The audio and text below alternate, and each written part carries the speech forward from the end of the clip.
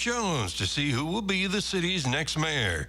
They were the top 2 vote getters in the general election that had 27 candidates vie for Ron Derenberg's job. Voters are also weighing in on who they want in 4 city council seats. Polls are open until 7 tonight. Brian Gann, News Radio 1200 WOAI. People in Los Angeles protesting against ICE officials raiding several locations across the city and arresting at least 44 people yesterday. A wild scene. The protesters moving in using their spray painting graffiti all over that building, chanting, let them go, hell no, we won't go, and many other chants that you can imagine we can't say here. There's been a lot of pushing and shoving matches, and at times police have even had to use some flashbangs and some pepper spray to move the crowd around. Fox 11 LA's Ed Lasco's reporting. A San Antonio officer busted for allegedly driving drunk. Detective Albert Garensway has been taken off the streets, placed on desk duty while his case plays out. He's been on the force for nearly 2 decades, most recently working in the street crimes gun unit. President Trump's Department of Government Efficiency declaring victory after 2 Supreme Court rulings. 2 emergency rulings issued simultaneously yesterday. One allows DOJ personnel to access sensitive Social Security Administration systems. The other overturns a ruling that required DOJ to hand over discovery in a Freedom of Information Act lawsuit.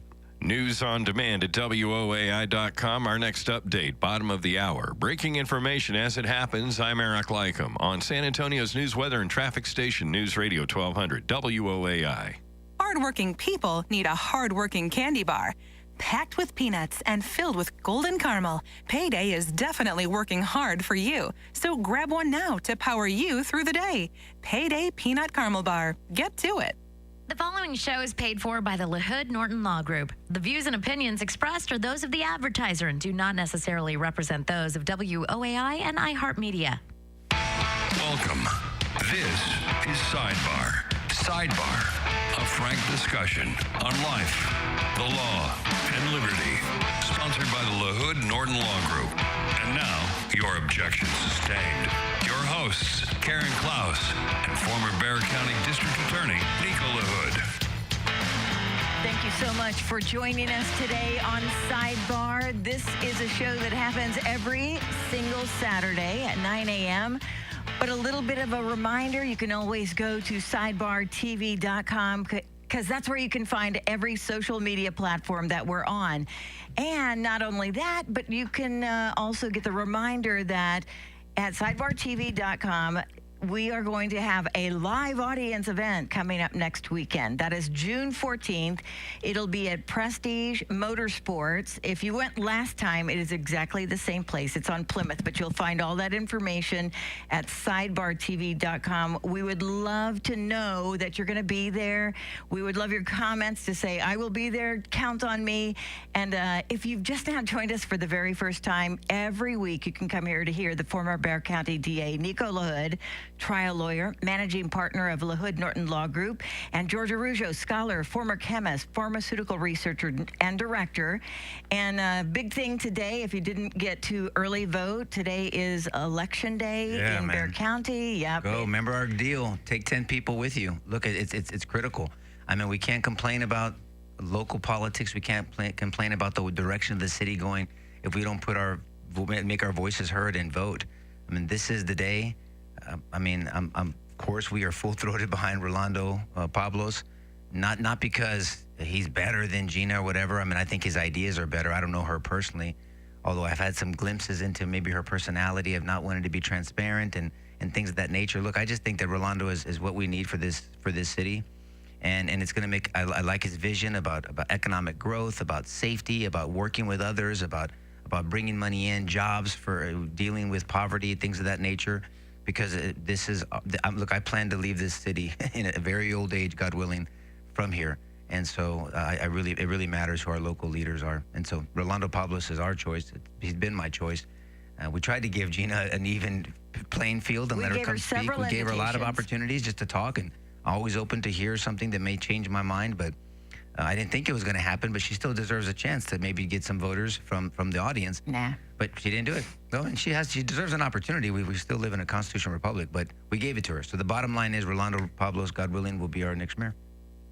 Yeah, what did Obama say? Elections have consequences. Yes. Yeah, that's right. Rolando doesn't turn down an opportunity to answer important questions that people are wanting answers to. So kudos to him for doing that. I also think when you said that, Nico, when you said he had a vision, I feel like there hasn't been a vision for Bexar County or San Antonio for a long time. It's just like whatever happens, happens. And I was really excited to hear that. I mean, he has a plan. No, he does have a plan, and he has connections and people that he's worked with in the past. And all the name calling. If your campaign mantra is your opponent's a puppet or sucks or whatever, I mean that's like my cousin Vinny. Whatever he said is BS. I know you are, but what am I? Yeah, you can't do that. I mean, right. Local elections matter. And that's why even, I was on Jack Riccardi's show this week talking about, Joe Gonzalez is announcing that he's not running for DA again, and, which is good for Bexar County. I mean, and this is not, I'm talking objective. I mean, he's just objectively, he's just not a good DA. I mean, just look at that. I mean, there's 30 positions open. The city's not any safer. Law enforcement can't stand him for good reason. Has terrible relationship with them. I mean, all statistics and objective metrics that you look at, he's done a horrible job, not only in leadership, culture, but effectiveness. And it's unfortunate. I mean, and we can go all the details about that. I mean, that's not the purpose of the show today, but he's not going to run. And I think that's a good thing. 18 months is still a long time to have him as district attorney to muck things up. But you have good defense lawyers and good people working in the system, and God willing, you get a decent result. But so local elections matter. Judicial races matter. Now, when it comes to judicial races locally, I'm going to tell you guys, I'm going to prepare you, because I vote for Democrats too. I mean, that's the way it goes, man. There's some damn good judges that are Democrat, and the local, county, and district court level, the political affiliation, I don't look at that. I look at how their temperament. Are they bold to follow the law? Or do they not play favoritism? I mean, are they, what is their temperament, judicial temperament? Will they listen to an argument? Do they have justice on their heart? Are they just worried about statistics and all that? Are they focused on policy, which is ridiculous, or people? And so local judicial races, I just encourage people. The problem is they don't know what to do. They don't know what they don't know. And I wish there was a committee of people that can say, look, these people are good judges. They're good jurists. And look, there's Democrats that were horrified at certain Republicans that lost, because they're like, no, they're good judges. I mean, Judge Stryker comes to mind, that she was Democrats loved her. I mean, because she was just a great jurist. And she's doing great in mediation, I hear now, so it's good for her. But all I'm saying is there's judicial temperament and knowledge of the law and how you run your court system and your staff, and all that's really, really important. You've been talking about that for many years. Almost since we met. We've been friends for 15 years. And 16. You've been pretty consistent. You've been pretty consistent about that.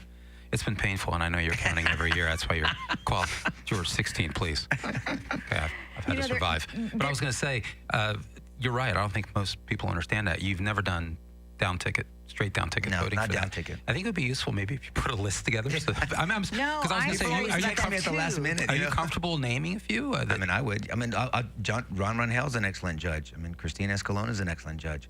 I mean, these are all Democrat judges. I mean, Melissa Sines in the misdemeanor court. I mean, Helen Stowe in the misdemeanor court. And this is not an exclusive list, by the way, guys.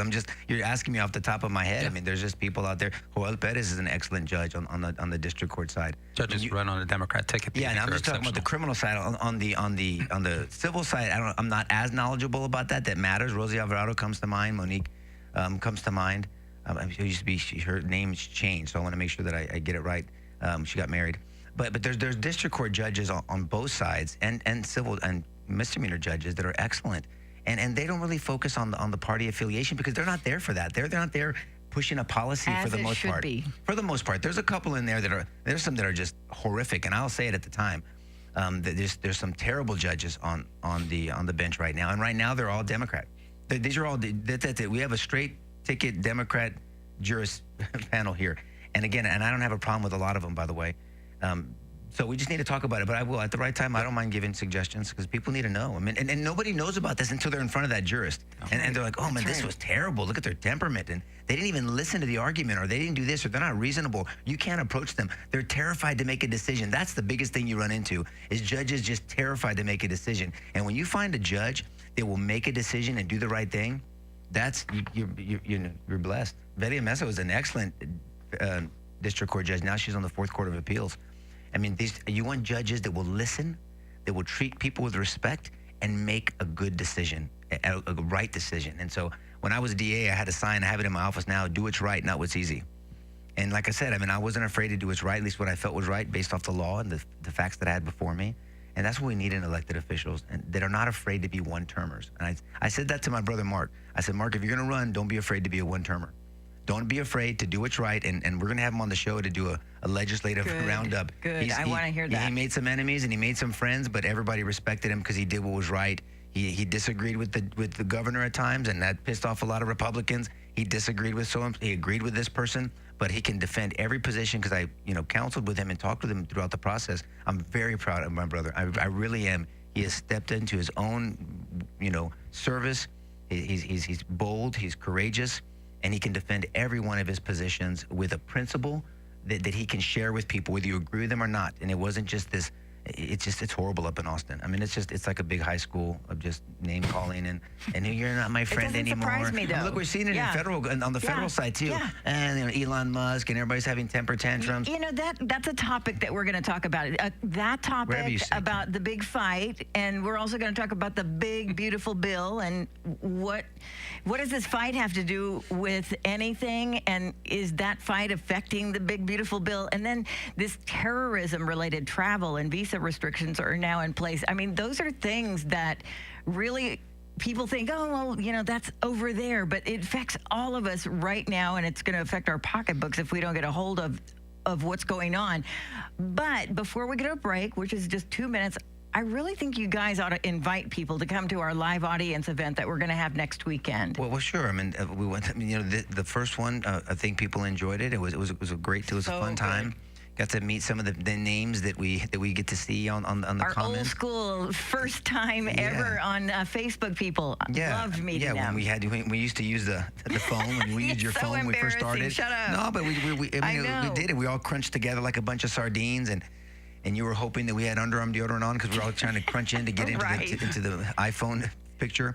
But no, it's really, and look, and I hope people that I'd love to meet Alamo Talk and Mark, Antoine, and people and Luis. I mean, people that maybe disagree with us, and of course respectfully disagree, hopefully, and then we just get to meet them and maybe sit down and jaw it up a little bit and just talk. And I'm always open to changing my opinion if someone gives me logic and facts and objective truth, not personal truth.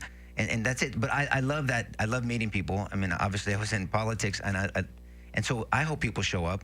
I think it's enjoyable. I hope it's enjoyable. We'll do the same show, back and forth. People get to see and it'll be live on the air. The circus leader Karen in public. And it's a great location. Yeah, great location. It's the icing on the cake. We have a good friend, Eric King. He and his people are being very gracious to give us the venue at Prestige Motors. Gorgeous building, great people. Yeah. So and hopefully, I believe, great show. Yeah. Oh, of course, it's always a great show, especially if it breaks out into fist fights. No, I'm just kidding. Yeah. Well, when we come back, I don't know if we want to talk about the big ugly fight or the big beautiful bill, but we're going to talk about one of those. But remember, sidebartv.com. Go get your ticket, or at least register to say you're coming. And right now, we're going to be right back with more on Sidebar. With reputations as respected high-level prosecutors in Bexar County, the attorneys of LaHood Norton Law Group bring invaluable practical knowledge from the other side of the aisle, using over 70 years of combined experience to strategically advocate clients' rights and pursue the best possible outcome. I'm Nico LaHood with LaHood Norton Law Group. Have you been arrested or accused of a crime? The LaHood Norton Law Group has the knowledge to defend you regardless of how small or large your case. In Bexar County, anywhere in the state, or even nationwide, we have the knowledge to defend you in federal or state court, no matter how small or large your case. We are trial lawyers with proven success. Using their 70 years of combined experience to strategically advocate for their clients' rights and pursue the best possible outcome. The LaHood Norton Law Group. For a free consultation, call today, 210-797-7700. 210-797-7700. LaHoodNorton.com. This is Nico LaHood. If you or a loved one has been arrested or accused of a crime, we can help. LaHoodNorton.com. 1200 WOAI. This is Sidebar. Remember, sidebartv.com. Just put it on your calendar because we want you there at our live audience event. It's coming up next weekend, June 14th at Prestige Motorsports. So we were talking a little bit, before we got on air about this big fight that's going on between Trump and Elon Musk. And I was thinking, what did Elon Musk expect? Was he going to expect that Trump wasn't going to lash back out at him? I mean, isn't that what Trump is known for? Even if it's in jest, even if it's for not serious reasons, that's just the personality of President Trump. But then when I started seeing that some of the stuff that Elon Musk was writing on X, I started to feel bad for him because I was like, this guy's he's not going to win in this argument. And the more he goes down that road, I felt like the more enemies he was going to make. What is this fight all about? Well, it's about allegedly it's about the big beautiful bill. Look, there's so much to dissect on this thing because you have to kind of get into the big beautiful bill. You have to get into personalities. You have to look at history. And I was really trying to be objective to take all the. I mean, people freak. It didn't shock me. I'm just used to disagreement, conflict. Obviously, right? Yeah, I mean, disagreement and some conflict, depending if it gets. Now, my distinguishing factor is that. Does it get personal? No, Elon made it personal. So when you talk about Trump lashing back, I don't think Trump lashed back out. I think he counterpunched. I think he was actually very tempered. I mean, and I'm glad he was. I really am glad he's been. I've been critical at times when Trump overdoes things, and I'm not going to say that right now. I think Trump has been very tempered. I think he's been very appropriate, and I think he's been the adult in the room. I don't think Elon has acted like an adult. So you can be right about an issue and wrong in how you handle it, and then you're still come across wrong. And that's, to me, what it is with Elon. And Trump has been tempered. He's been poised. I'm glad because nobody wants to see the most powerful guy in the world and the richest dude in the world get into a Royal Rumble. I mean, nobody wants to see that except for Democrats, of course. And that's fine. Get it. Elon handed that over to you. And it just irritates me when you see Colbert and all these other idiots, laughing. I mean, you can't make yourself even more obvious that you are not objective. You're not anything other than a hack for one side, which is fine. Your audience has got to be just that small fringe group of people that enjoy your not non-humor style. But all that to say, and so I think I'm really proud that Trump has been tempered. I really am, because this could really get out of control. But when I get into Elon's behavior, something's not right.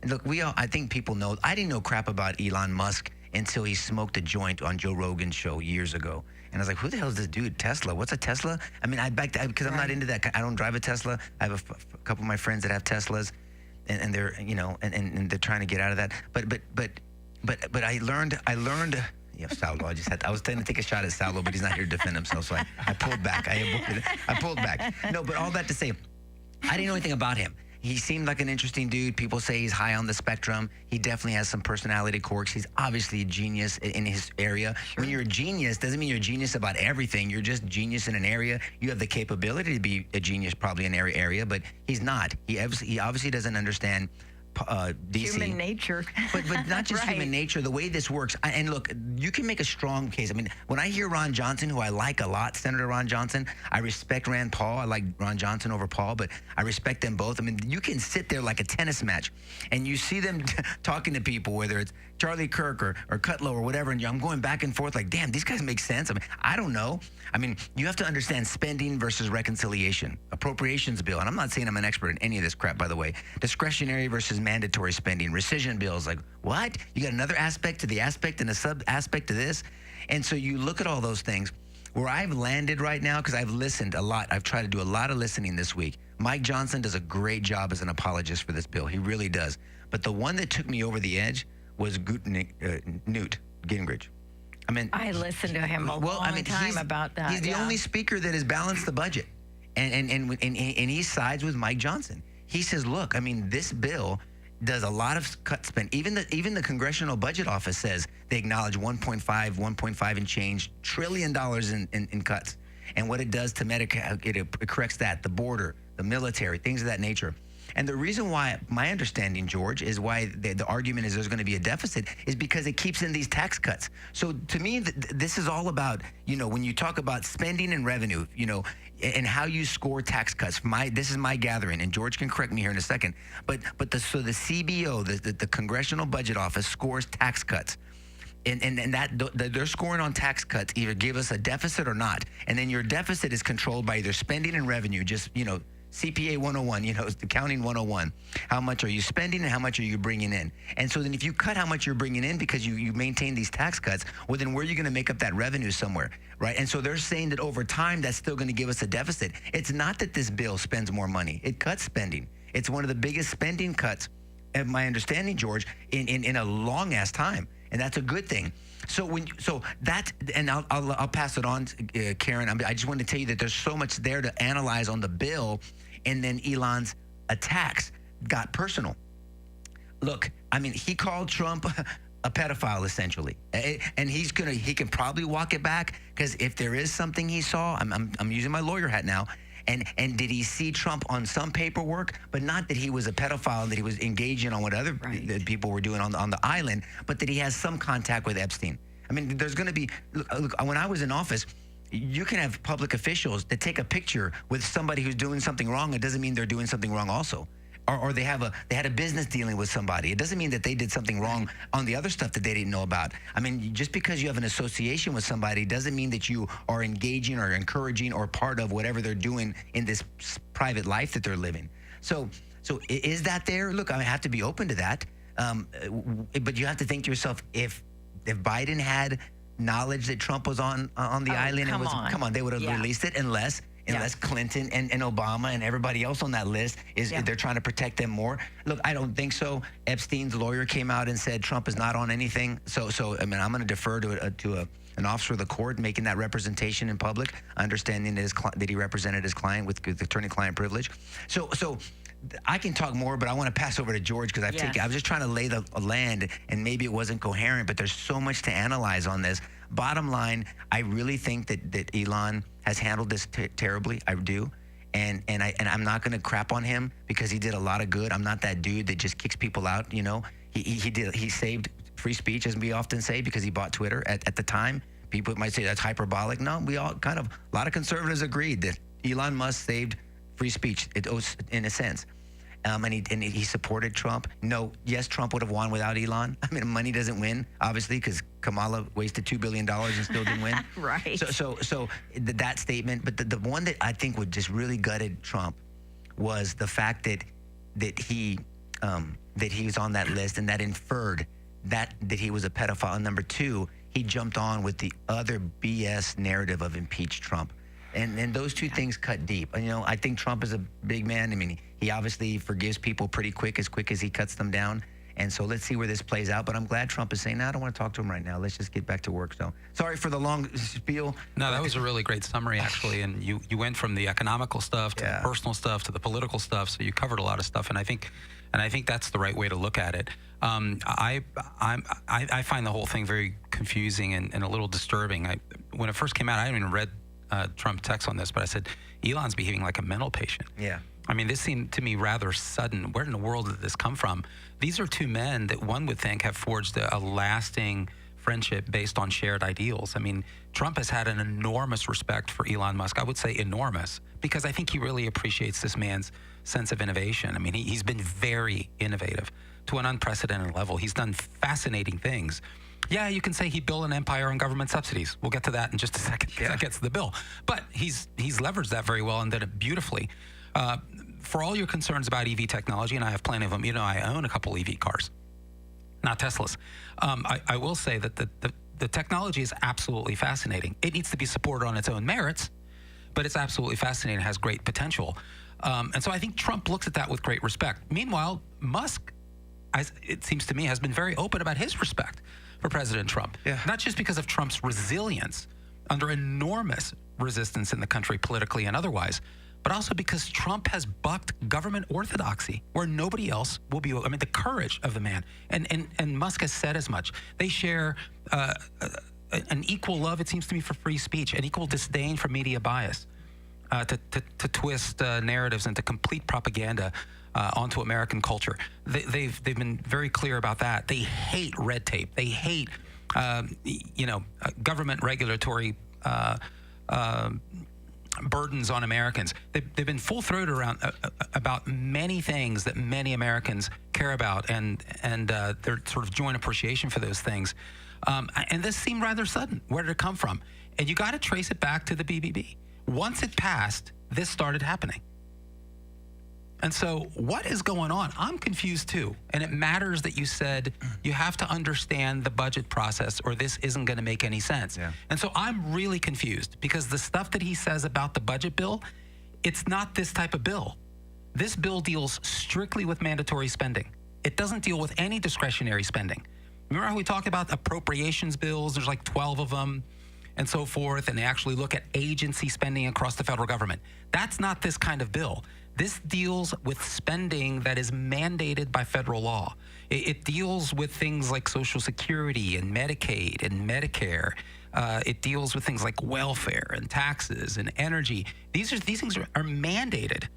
This is not something Trump can necessarily do about. So when he calls it an abomination, what do you expect the man to do? Trump ran on not cutting Medicaid. He said he was going to cut fraud, which this bill, in fact, does. Yeah. But this bill has nothing to do with the issues that Doge deal with. That's coming. That fight's coming in probably in about 2 or 3 months. That's not this bill. What exactly is he complaining about?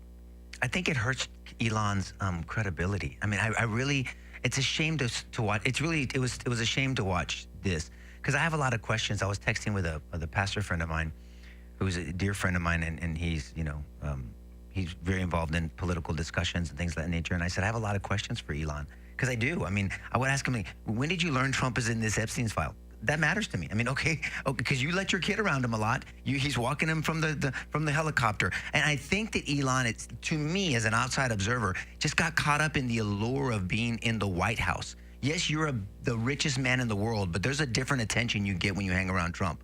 Going to UFC matches, and then so I guess the Democrats saying that that Elon's really the president. I guess they're gonna get off that one because obviously he's not. And I love the transparency here. I love that. I like the open fighting. I do. I don't love it because of how your opponent's gonna take it. I love the honesty of it. I love the genuineness of it. Why did he let his kid around Trump then? If he's on this, if you're assuming saying essentially that he's a pedophile. When did you realize that Trump isn't right about everything? Because you sure wore that hat a lot. Trump is right about everything except when it doesn't suit you, I guess. I don't know. When did you learn that's not accurate anymore? When exactly did you learn what was in this bill? Because Trump makes a claim that you knew from the beginning. I saw that Hannity interview where he talks about the EV subsidies. So I don't know if it's really about that. Why did you accept the key to the White House just 6 days earlier? And praise Trump. Just 6 days earlier, you praised Trump and said, I'm not going away. I'm still going to be here helping. And then you want to impeach him now? 6 days later, you want to impeach him. So you hurt your credibility. Right. What is a reconciliation bill? I'd ask him that. Do you even know what a reconciliation bill is? What would you like seen differently in the bill? Specifically, I want to know what specifically. He's just saying it didn't cut enough dollars, but what specifically? Don't just bitch about something. What's the solution? And then I would ask him, since you're looking at people's performance, you promised $2 trillion, Elon, on your Doge effort. You got 160 billion. That's a big shortcoming. So what happened there? So if you're allowed to fail a little bit, can this fail a little bit in the sense of, but Newt says it and Mike Johnson says this is a first step. This is not the only thing. And so, and you really have to understand what the purpose of this bill is versus other bills. So I have a lot of more questions. They're great apologists at high level. Economically, let's check out John Carney. If you guys have time, please look at his work online. He gets into the weeds of why the bill isn't just big, but it's also beautiful. I want to know why Elon even said that. It can't be big and beautiful at the same time. I wonder myself, could it be that Elon has just never had a friend before? And I'm not kidding about that. Even his own brother said that he didn't have any friends, and maybe he just didn't know how to deal with the first time his friend told him no. It could be that simple. Okay, we're going to take a break. Remember, sidebartv.com. Get your tickets to the live audience show coming up next weekend. Right now, we'll be right back with more on Sidebar. San Antonio's news, weather, traffic, plus breaking news 24/7. This is News Radio 1200 WOAI from the GiveMeTheVin.com Sell Us Your Cars studio. I'm Eric Lycum, and News Radio 1200 WOAI. The Maryland father who the Trump administration mistakenly deported to El Salvador is back in the U.S. to face due process. Details coming up first. Traffic and weather together. From the WOAI Traffic Center. We have some road construction blocking the right lane on southbound 35 on the northeast side between Olympia Parkway and Loop 1604. Also, some road constructions closing the entrance ramp to southbound Loop 410 on the east side from Houston Street.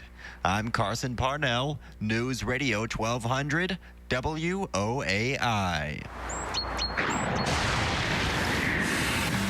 On our way to the upper 90s, we got clouds and sun in 85 now. The WOAI 24-hour weather center, our top story. The so-called Maryland father, Kilmar Abrego Garcia, the mistakenly deported El Salvadorian national, was returned to the U.S. to face charges of human trafficking. White House Deputy Chief of Staff Stephen Miller tells Fox's Hannity. Another huge win for the Trump administration.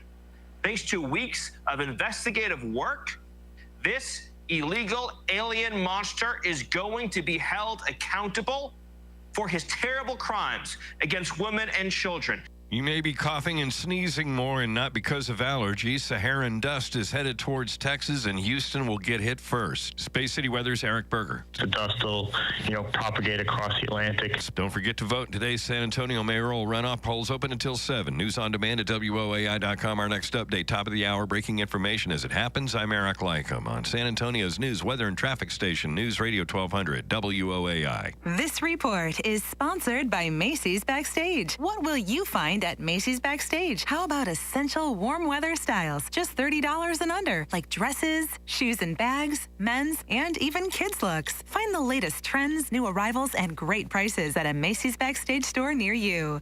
1200 WOAI, this is Sidebar. Remember, go to sidebartv.com. That's where you can register to get tickets. It's no cost. We just want to know how many of you are coming, and want to thank Valerie and her husband. They already got their tickets, but what about the rest of everybody that's online? We have Richard and MJ. Yeah, we want to invite Richard and MJ and Stryker and Nina and David and Kathy and Thomas and so many others to come out and visit with us on 6/14. MJ was there the first time. What's that? MJ was there the first time. Oh, yeah? Yes, All right. yes. There you go. All of these people need to go. And remember, all you have to do is go to sidebartv.com, and that's where you can register to get your tickets. So this big fight, everybody's like, oh, what is happening? Why? It's a fake out because people are just trying to say that there's a split in the party and it's for the Democrats to give in to. But the bottom line is, maybe people, or maybe Elon, really doesn't understand the bill and how important it is for it to pass. Wouldn't you say that that is a huge reason why he shouldn't be fighting over it? If this was a bill where Doge cuts, and if you go to Doge.gov, the number has exceeded the number that you gave out. But that is the number that's thrown about as the official 160. number. What is it? What is it then? Oh, it's in the hundreds of billions, but it's not $2 trillion. Well, and he had until next year to identify that anyway. But that aside, this is not the bill for that. That fight comes later. That's a discretionary issue. Nothing in his findings are going to affect what this bill is about. This bill focuses primarily on 3 things. And therefore, I think it's an unbelievably conservative bill. I mean, it's as conservative as it can possibly get. What's the disconnect then? It's packed with tax cuts. It's packed with investment incentives. Right. And it's packed with pro-family benefits. Packed with that. I mean, it's just undeniably so. But it's not discretionary spending minded. It focuses on tax cuts. It focuses on investment incentives, and on benefits to families, and so I don't see how Elon can stand aside. I got issues with those I wish things. they would do a roundtable. I really do, and let them just hash it out online like they do the cabinet meetings. Because, like I said, there's people that I respect and that I know are fiscal hawks, and so is Mike Johnson, though. I mean, so you have Mike Johnson, you have Ron Johnson, no relation, of course. You have Rand Paul. You have I wouldn't want Newt in that room. I mean, you need people, Kudlow. I mean, I want people on both sides of this thing because there's just Stephen Miller, because you have people are just saying two different things about the 50 votes you need, and then on what kind of bill, and you need 60 senators versus 50 senators and 51. So on a reconciliation bill, it's a simple majority. About? But when it goes to appropriations, when it goes to the actual budget, which I mean, if the cycle works as it's supposed to, a fiscal year starts October 1st and September 30th. By September 30th, we should be out of appropriations. Fat chance. Now, I hope it actually happens. We should be out of appropriations. We should have those bills voted on. That, when you actually start adding spending to appropriations, then it becomes a filibuster issue. Then a full Senate has to weigh in on that. But on a reconciliation, it's a simple majority. And so that's what this is. So this is why the House passed it on a simple majority. And that's accordingly with the Senate. If they start packing in other things into this, it's no longer passes as a reconciliation bill. It becomes an actual bill, an appropriations bill. And that's the problem. They're keeping it strictly to issues that are not appropriation related, so they can pass it strictly on a majority vote, simple majority vote. People like Ron Johnson and Chip and all these people that we respect, but I mean, there's just such a disconnect. I mean, look, it's confusing to most people. It's confusing to me. It's confusing to people that are a lot smarter than me too. Obviously not to George, but I mean, it's just confusing because you can listen. I literally during the week, because I wanted to know for myself. I was assuming we were going to talk about it today, but I just wanted to know for myself. And I was just back and forth, like watching, like I said, a tennis match or a ping pong match.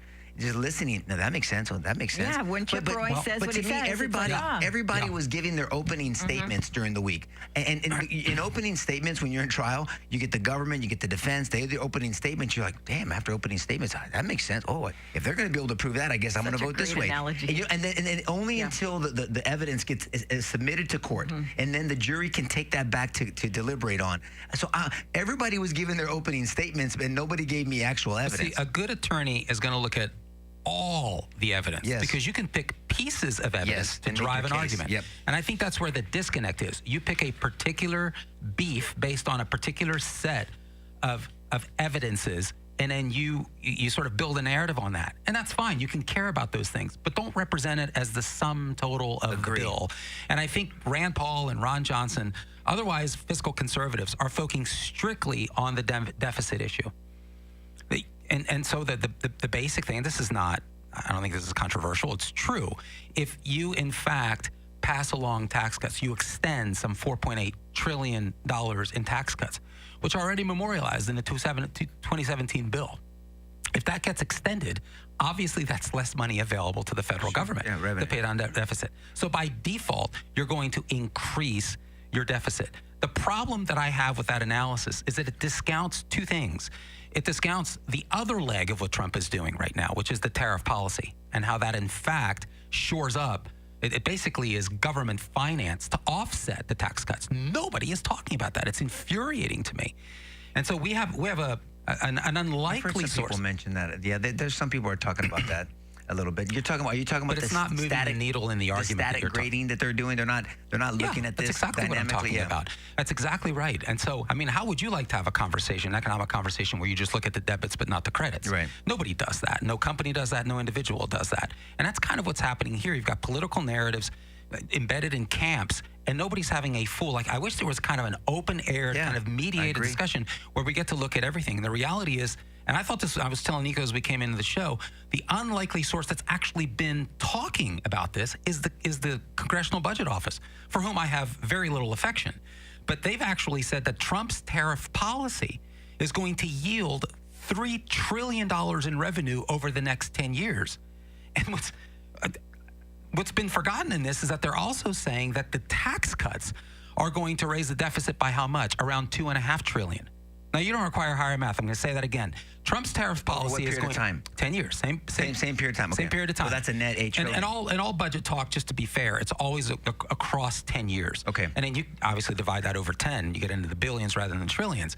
But what they're saying is, and I think this is great for Trump. Nobody's talking about it. I don't know why, at least not in the same conversation like you're saying. So the Congressional Budget Office says that Trump's tariff policy is going to yield around $3 trillion in government finance, in government revenue. That's pretty powerful, especially when they're saying that the cost, the addition to the deficit as a result of passing along the tax cuts, is around $2.5 trillion. What's $3 trillion minus $2.5 trillion? Well, it's a net surplus. Yeah. Hello. So this more than offsets. That should be talked about all day long. But no, whenever they mention the Congressional Budget Office, it's only to mention an asterisk that the Congressional Budget Office is worried that this is going to also that Trump's tariffs are going to create inflationary pressures downstream. Even though I'll just remind everybody, there's no evidence of that ever happening. It certainly didn't happen under Trump 1.0. Well, inflation went down actually so far, but it hasn't been implemented yet to be all fair. But I mean, people are so the economy and the market is so fear driven, and people freak out. Two organizations have made that argument. We're not saying that. The U.S. Trade Commission has made that argument. The Economic Policy Institute has argued that of $300 billion of Trump tariffs in Trump 1.0, that there's absolutely no evidence whatsoever that any inflationary pressure has been passed along to downstream consumer costs. None. So this little asterisk in the Congressional Budget Office about inflationary pressure worries. That takes all the oxygen in the room, but nothing about how this tariff policy is basically offsetting the concern that's driving all this hyperventilation inside the Senate. I don't get it. I don't. Yeah, we get a little bit of it, but it doesn't make any sense overall. But back to Elon really quick. I mean, what I thought was interesting. I heard some people discussing this too about that black eye that he had in the office. Yeah. You know, that was interesting. The black eye and what he was doing and what's going on. And I think the guy's over medicated. I really do. And I'm not being condescending. It's too erratic. His behavior is too erratic. And when you look at consistency of behavior or inconsistency of behavior, again, I go back to 6 days ago. Either he's full of crap and he's a fraud to the level of him calling everybody else frauds, because he's that same person. You know, remember when you're pointing the finger at somebody else, there's 3 fingers pointing back at you, right? And so I mean, he's the same. He's the same level, in my opinion. If this is all true, because then either you went along with all this and you're just as fake as everybody else you're claiming is fake, or something's unstable about him. He's off and I think it's been reported that he's on a lot of medications. What is ketamine anyway? That is one of the things that he's on. That's a George question. He's the chemist in the room. George, come on. What is it? Why is you don't want to talk about it? I don't. I'm sorry. I had a train of thought on Elon. I was still stuck on the economics of it. Do I think he's overly medicated? I think that's there's something. Not right.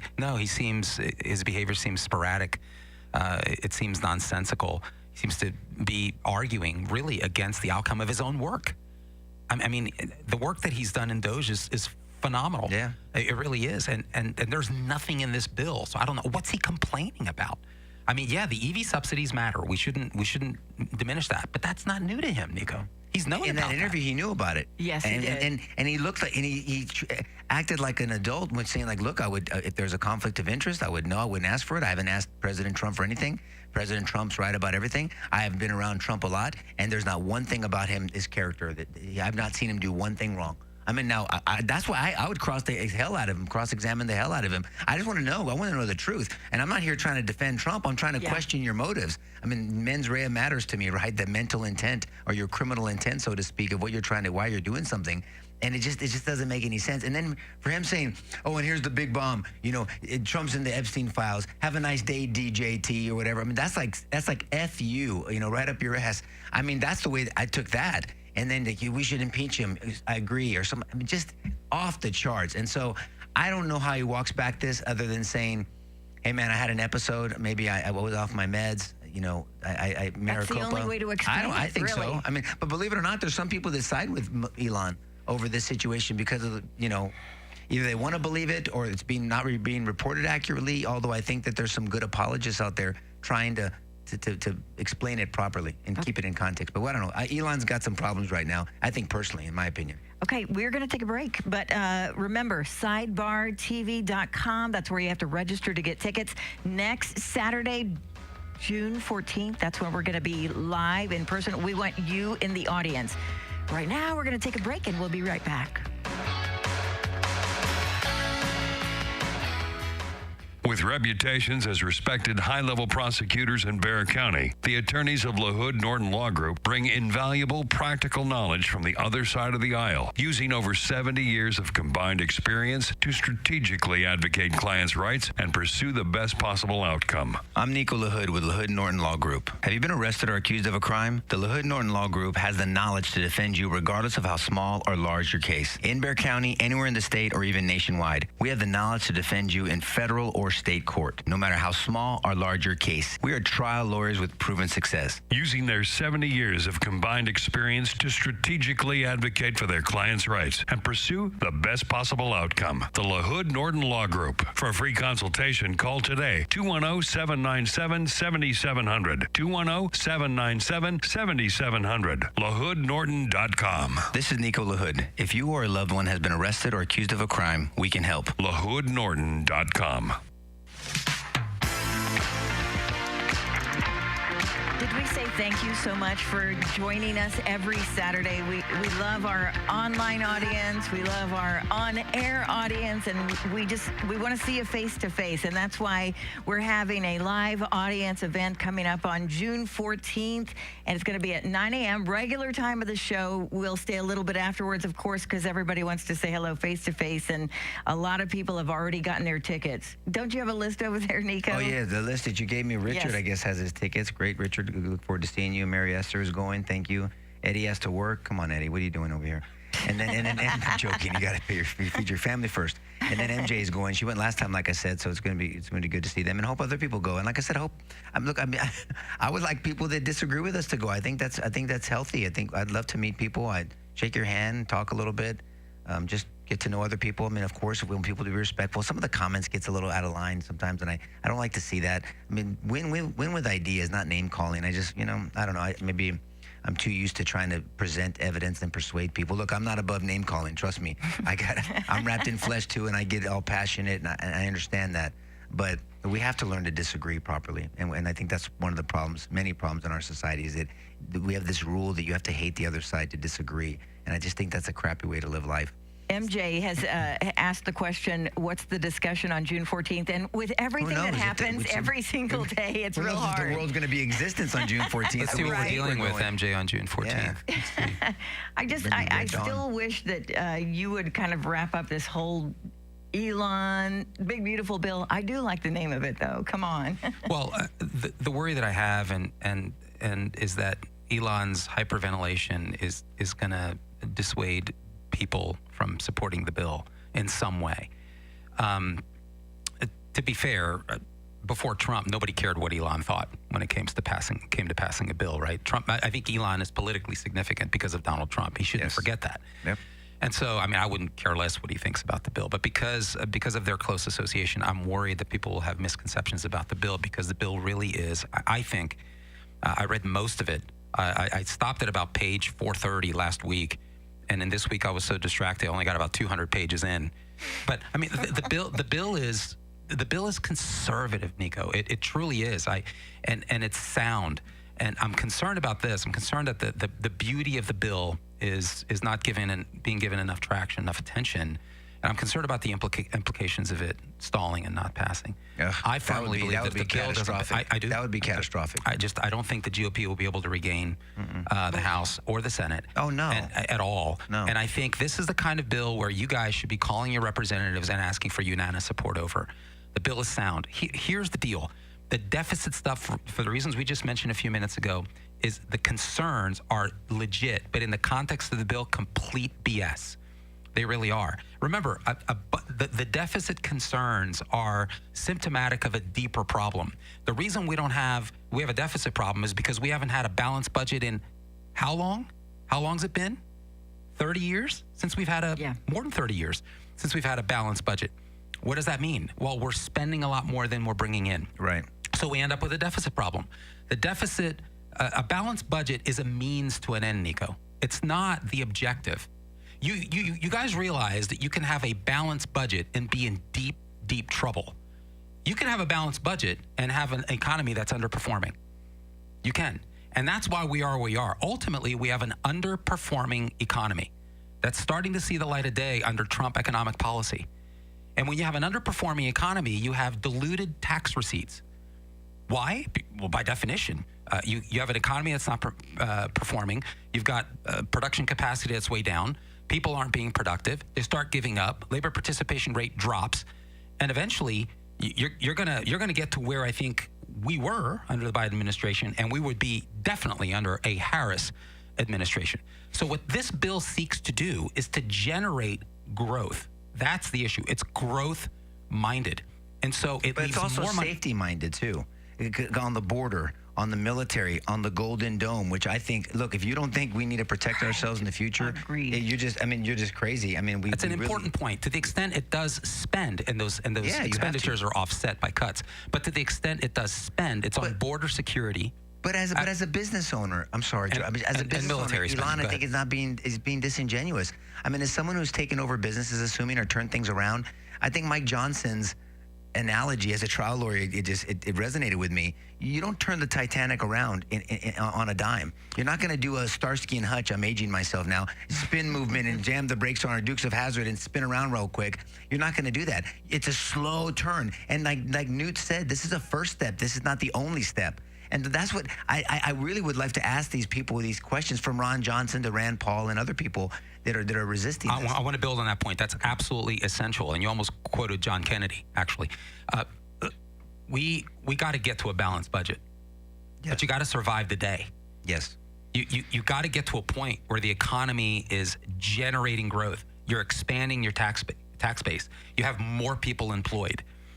There are particulars in this bill that are just absolutely phenomenal in terms of capital investments, reduction of tax brackets. Remember, the 2017 bill, Nico, reduced the marginal tax rate from 35% to 21%. If this doesn't pass, it's going back up 14 points. Do you really, you don't think that's going to have a suffocating effect on the American corporate complex? Are you kidding me? That would be devastating. But people that don't understand, they'll say things like, well, who cares? Those are all the rich people. But the people that have resources and that are the innovators and the entrepreneurs, they're the ones providing jobs. They're providing jobs. And we have 14 families that work for the firm. And I think every decision I make, I'm thinking of every one of those families. I'm not just thinking of my family. I'm thinking of them too, and their grandchildren and their children. I mean, you have to think that way I believe, if you're a good steward. But I mean, so we want the whole Reagan trickle-down method ideology. It really is true. So you want job creators, you want innovators, you want entrepreneurs, you want risk takers, you want good risk takers to create more jobs. And that's what Rolando, by the way, plug for Rolando Pablos, is trying to bring to San Antonio, for us to compete with Austin, for us to compete with Houston and Dallas, for us to get the conventions over here and the jobs and the companies to come and build over here like Toyota did years ago. We've lost all of that. We're losing out. I mean, when he told us the statistics, we got 1 out of 60 or some crap like that. That was embarrassing. Well, to that end, this bill addresses significant reductions in investments from corporations in the domestic United States. And this is absolutely significant. It's got something in there called bonus depreciation.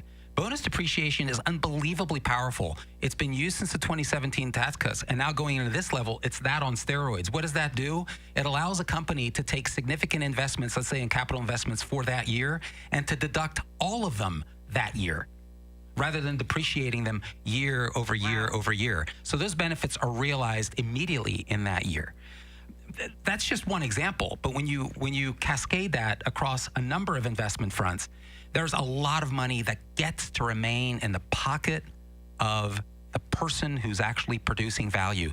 It shifts the attention. I love it.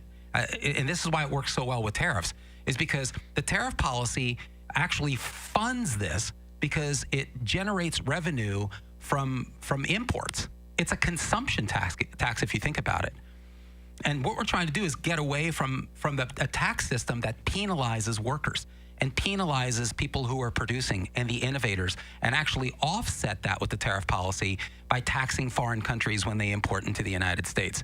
So that's what Trump's trying to do here. It's not just about this bill. It's about the tariff policies as a government financing tool to offset any concerns that there may be temporarily as a result of these tax cuts. And I don't see enough Republican apologists. I love what Mike Johnson's doing. I think he's been very effective on this. Well overall. But please check out the work of John Carney. I'm mentioning his name because there are just very few economists. How do you spell his name? John Carney. John, C-A-R-N-E-Y. Okay, I thought so. He does really good work getting into the weeds of why the bill on multiple fronts happens to be exactly what we need right now. We need growth. We need the economy to grow. Nico, I have to say, and then I'll shut up, if you go back over the history of the country, every time there's been significant economic growth, a growth of national strength and fiscal health. It's been preceded by this type of move. Significant tax cuts. In the 1920s, in the Coolidge administration, from 1923 to 1929, his Treasury Secretary, Andrew Mellon, virtually every economist from every stripe will argue that was an unprecedented season of economic growth preceded by this type of move that we're seeing right now. John F. Kennedy, of all people, pushed for this kind of thing. You want to talk about significant growth in the 1960s as a result of that. Ronald Reagan, of course, in the 1980s. Every time you have significant growth in the economy, you are lessening tax load on the American consumer. Because they have more spendable income. And they use it more wisely. Yeah. And do you think that American consumers are going to forgive the United States Senate? And I've never seen so many Democrats all of a sudden become fiscal conservatives. Have you? have you ever heard of so many Democrats concerned about deficits? I've never heard of that. Well, people are the same Democrats it's like cynical, Elon brother. Musk already cynical. now. Now they were told from burning down his cars and calling him Hitler to Elon. I mean, to talk about opportunists. Amen. So I'm not even thinking about that. So pass the damn bill. Thanks, George. We have 4 minutes to talk about, the travel ban and then Karine Jean-Pierre's book. Have you gotten your copy yet? And your favorite illegal alien Obregón and Garcia. You got the floor, baby. I'll shut up. No, it's too late now. Then we got to save it for the after show. I was going to yell at you on air about Obregón. Or Garcia and joking. I mean, since we only do have 3 minutes now, these books that are coming out, like Tapper and now Jean-Pierre. I think they're all full of crap. Every single one of them. They're all lies. And how does that help? No, they're not lies. They're probably not lies, but they were liars to cover it up. See. So for KJP, first of all, we should have done a whole little block on her leaving the Democrat Party. What does that mean? What are you leaving? Crazy. What exactly are you leaving? And when did you want to leave? And what ideology shift made you? Is it because you're leaving because you want to separate yourself, so you're leaving opportunistically, or are you leaving ideologically? I have more questions about that. But regardless, a very prominent Democrat is leaving the ideas of that platform. Why? That's a big deal, I think. And then, by the way, I have a book about all the cover-ups and all the crap that I was involved in and all the lies that I told. If it's not a Maricopa book, it's toilet paper to me. Just like Tapper. I wish nobody would have bought Tapper's book. I think that guy is full of crap. He is Crapper the Tapper, whatever you want to call him. He just sucks to me. And not, as a person, he might be nice. I'm just saying, this is all opportunism. This is not genuine. Because here would have been the test, and we'll never know. If Harris would have won and he still did it, then I would have known that guy's got balls big as church bells, and he's genuine about it. But because now Trump won and he saw the shift, and all of a sudden you want to do the right thing, and you just want to be honest, and I'm humble about my reporting. You were a co-conspirator in the lie. You can say whatever you want, but you were. So I hope no one buys their books, because should they benefit from? They were the co-conspirator, and they benefit from their fraud. No, usually get held accountable when you're guilty of fraud, not benefit from it. So that's that. But look, on the after show, guys, we'll talk about the travel ban. We'll probably talk about Garcia. And hey, be careful what you ask for. Now you're going to get it, right? So now he's going to get prosecuted for human trafficking, rightfully so, because that's appropriate. And that's exactly what it should happen in the beginning. And then we'll talk about some of these Democrat issues and Democrats running away from the party and John Fetterman being under attack. And by the way, June 14th, next weekend, we're gonna have a live show at Prestige Motorsports. Please join us. Get your tickets. Show up. We'd love to see you and shake your hand. God bless you guys. Enjoy the weekend. Bye-bye. The preceding show was paid for by the LaHood Norton Law Group. The views and opinions expressed are those of the advertiser and do not necessarily represent those of WOAI and iHeartMedia.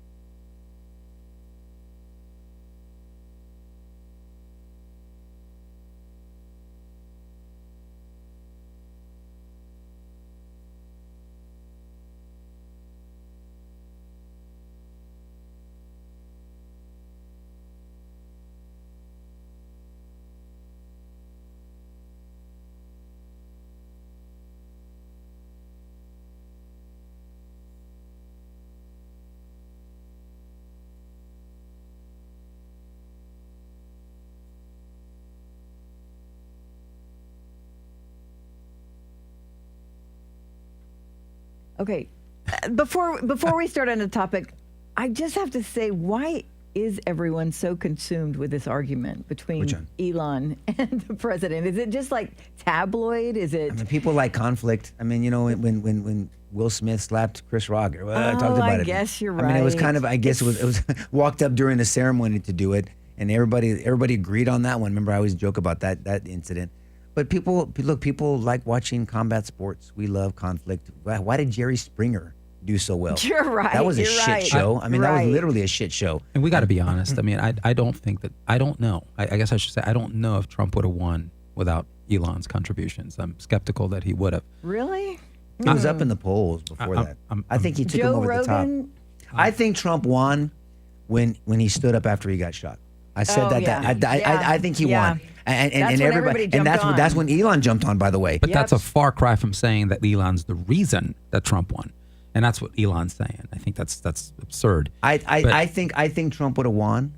I just don't think it would have been as much. Of course, Elon had added. Of course, he helped. I think absolutely. I think a $250 million investment kind of helps. No, but even his influence, he kind of spoke to those, kind of dissatisfied Democrats, and because he was one of them, it seems like the big issues. Yeah, I mean, the erosion of the American electorate, illegal immigration. He drew people over. Yeah. There's no doubt about that. I mean, Trump didn't barely win. I mean, he didn't barely win. I mean, so I think he would have probably barely won, or won a little bit, maybe not as handily. He definitely contributed. But did he contribute more than Joe Rogan at the end? I don't know. I mean, a lot of people jumped on Theo Von. A lot of people just started piling on. Yeah. Now, did Elon start that role? I think that's right. I think that's what I'm saying. What I'm saying is the reason, though. No, I don't think he was the reason. I think he had a significant impact on Trump's win, because there were a lot of fence sitters that I normally would have stayed on the fence had it not been for Elon's contributions. So I mean, credit is due where credit is due, but this is crazy stuff. This is crazy talk and crazy behavior. And I don't know what good does he think is going to come out of this exactly. You've got Tesla stock is down 17%. His personal wealth dropped by something like $34 billion. I'm still waiting for the silver lining around this as it pertains to Elon. So I don't get it. I don't. That's why I say I think it's something. I think there's a chemical imbalance. I do. I mean, you hear all the conspiracy theorists. What happened to his eye? Did somebody in the cabinet punch him? Why didn't he want to cover? Because they said, do you want to make up and cover it up? No, fine, which is fine. Look, but he's already retreating. He's pulling some posts back. He is retreating. Because he's on meds. He's back on his meds. I mean, probably. Again, look, I'm not going to shit on Elon. I think there's something wrong with him. But who didn't know that he was off when he's jumping on stage like a kid? Look, he acts like someone who is a high functioning person on the spectrum. Yeah. And he does. I mean, look, as someone who has a son on the spectrum, is not high functioning. But I know the world, and he just, there's something off about him. It's been reported he's highly medicated, and medications make a difference. I mean, personality-wise, when you talk about bipolar, when you talk about schizophrenia, even, and I'm not saying he's those, by the way, but I'm just saying there's something off, and he's on medications for a reason. I think people over-medicate, so I'm not saying that he should be on them. I'm just saying he medicates himself, and then you change up your whole behavior pattern. It's erratic. It's just erratic. Yeah, it just doesn't make any sense. Very personal. Who very would have weird. ever thought, though, that I could say that I felt sorry for the richest man in the world? Why? It's like sad because he does have it all, but he doesn't.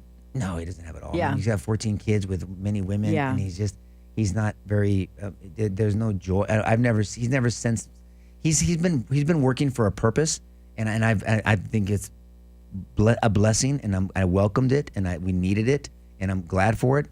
But I never thought he was some joyful dude. I mean, I thought he found joy hanging around Trump and purpose and acceptance. And I do agree with you. Maybe he never had friends, because when you're that smart and you're weird and you speak out and you have Tourette's essentially and tell people off. And so we loved his boldness when he told people, "I don't give a fuck." I mean, remember he said that at that health economics forum.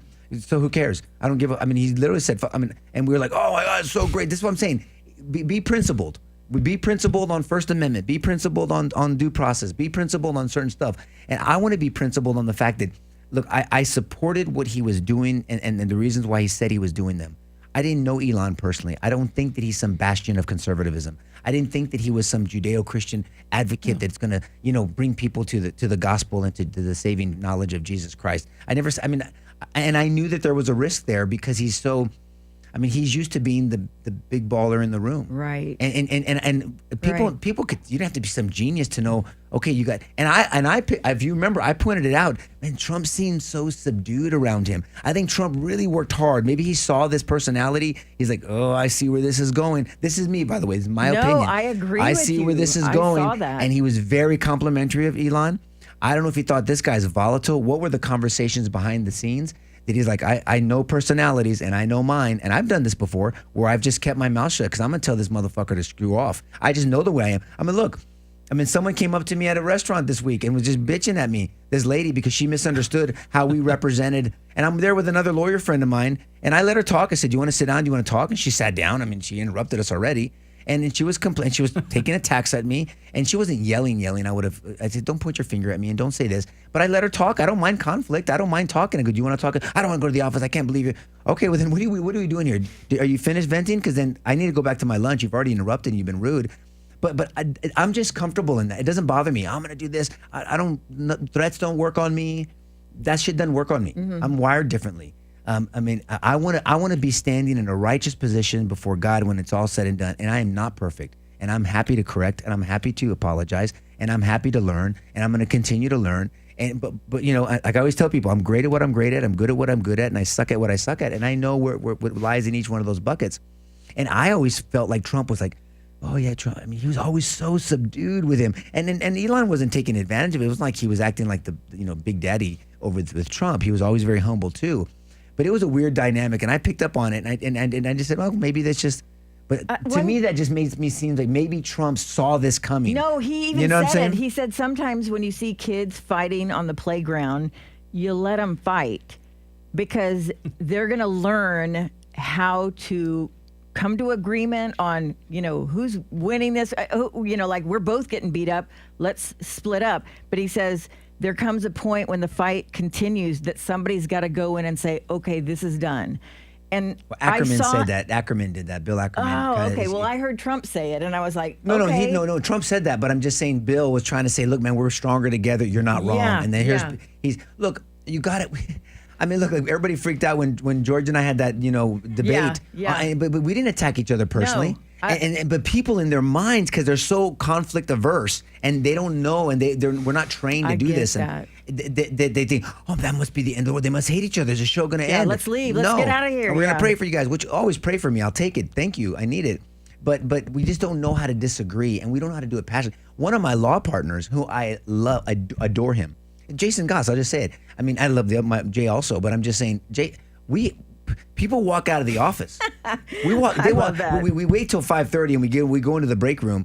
But people are like, oh, can we leave? I mean, they know it's going to be a political argument, or it's going to be this argument, or whatever. But I love the dude. He loves me back. We align on the critical things. He's one of the best lawyers I've ever worked with, and we fight for our clients and we do it right. And he loves God, and so that's our nucleus. And so no matter what we disagree on, we pull back. We get drawn back to a biblical worldview. But we just got to learn to disagree as long as you don't make it personal. That's why when Elon made it personal, I was like, ooh, this one's different. But I don't also know. see that people aren't leaving Trump's side over this. I don't think No, they're not. No, actually, the inertia seems to be with I think Trump. It's drawing people closer to him. That Congress. he's exactly. Yeah, that he's willing to to stand his ground on this, despite the support that Elon has given him, and despite the marketing appeal that Elon has. Trump standing firm. The other issue, we've talked about the EV mandates, which is a big deal. It truly is. But the other issue is the pulling of Jared Isaacman from consideration. Jared Isaacman from the NASA consideration. That was a big deal. A billionaire entrepreneur who's a friend of Elon Musk's. And Trump had, in fact, considered nominating him. In fact, I even think he nominated him. But I think further scrutiny concluded that ideologically he is not where the administration is. And they weren't really sure that he would have gotten through the nomination process.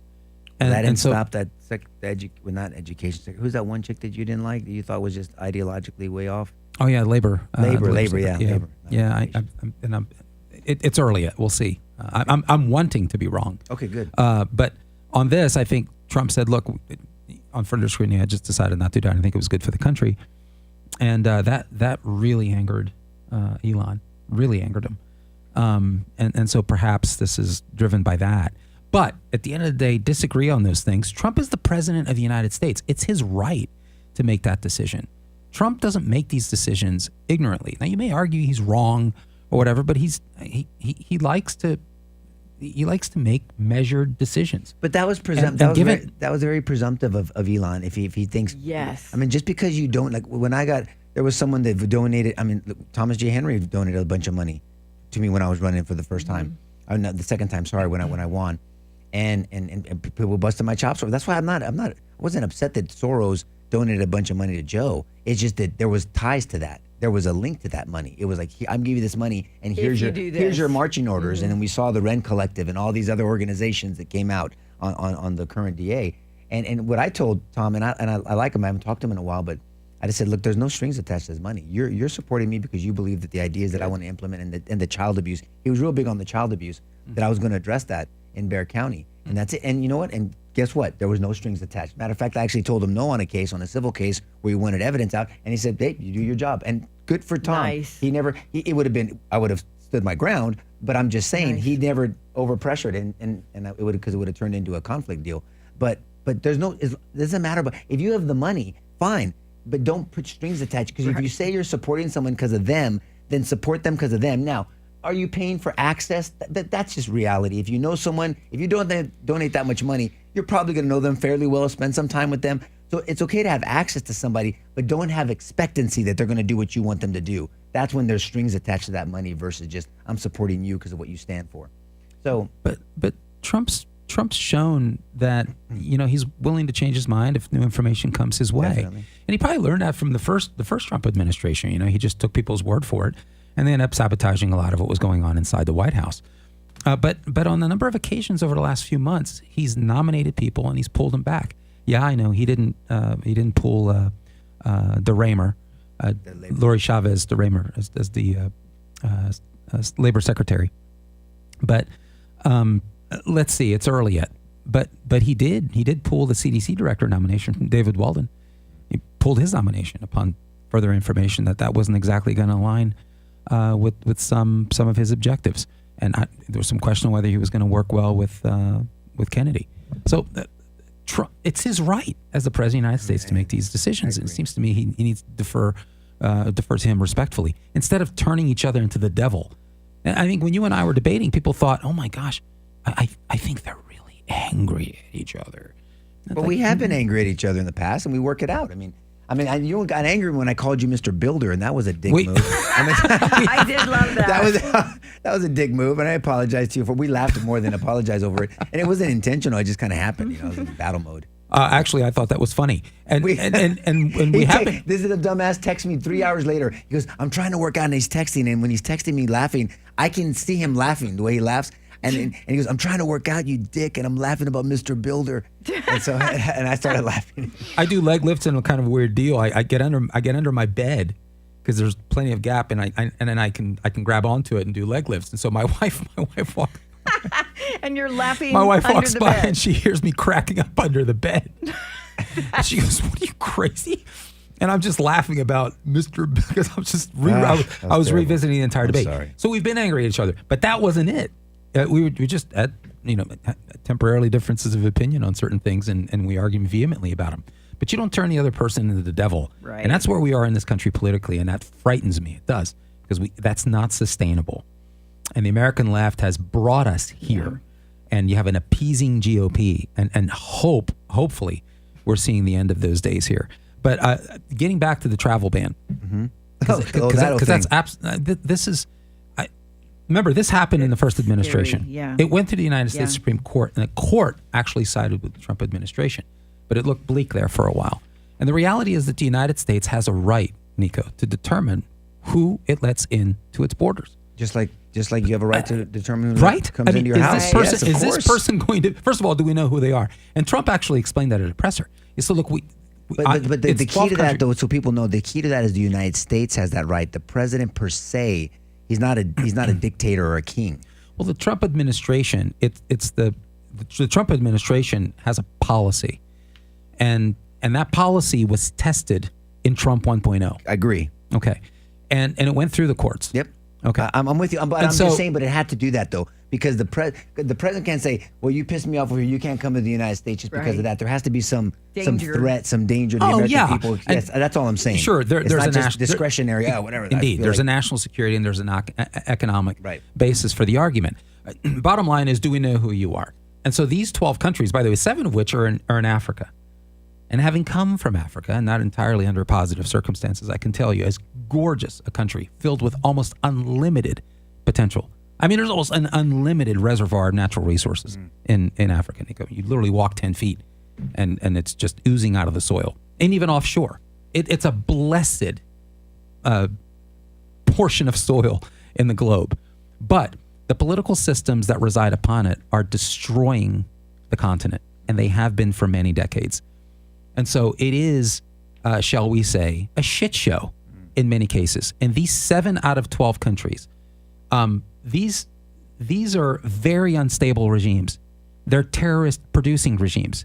They are many of those countries refuse to take citizens back from the United States, there's no way to vet these people. They have zero paperwork. Yeah, who's bitching about the travel ban? I haven't really heard much about it because everybody's talking about Elon. And I think I wonder if it's already been tested. It's out of the system now. The United States Supreme Court has weighed in. No, but I was even laughing because the TSA even put out a statement that said they cannot take Costco, and I'm not kidding about this, Costco cards as forms of ID for these people that don't have any paperwork. Yeah. They were trying to use Costco cards because their picture's on it. Well, look, it's more. This is obviously it's more thoughtful. It's more rational.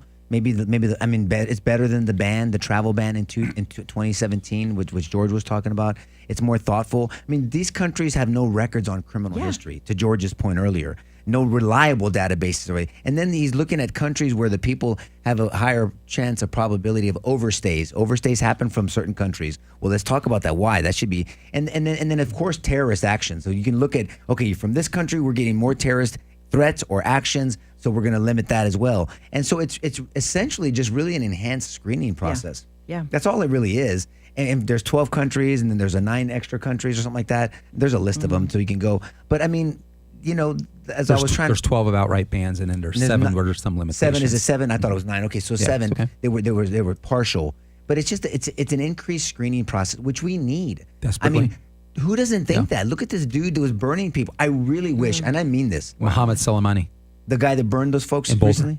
Yeah, I wish someone had a gun. Molotov cocktails. I really wish somebody would have shot that son of a bitch. So. I mean, that's a great argument for a good guy with a gun. Yes, I mean, why not? I mean, people were in, people could have died, and then I mean, I believe in a safe society, and I believe a safe society, an armed society is a safe. I do a responsible gun ownership because the criminals are already going to have them. No amount of rules are going to stop a criminal from having a gun or doing something illegal. We have a bunch of drug rules. And there's a lot of drug problems, okay? So obviously these laws we have on drugs isn't working for us. And so having these unreasonable gun bans, and I say unreasonable because I don't believe children should have them, and obviously fully automatic and things of that nature. I mean, there should be some checking on that and some restrictions on that. I believe that, and I know that get my Second Amendment brothers and sisters.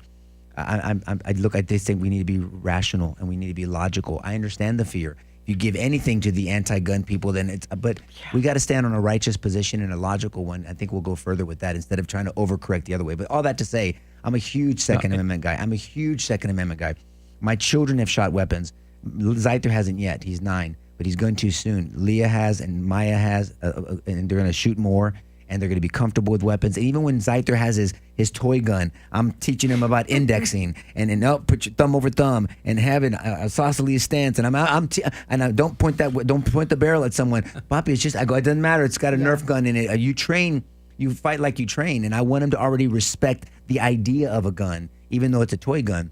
And then when he shoots it, we'll implement that too. But so all that to say is with this travel, I think there's nothing wrong with this travel ban at all, and I think it's legal. I think Congress will write laws and should support the president on this. And it happened in the aftermath. I like that you brought Boulder because it happened in the aftermath of that attack.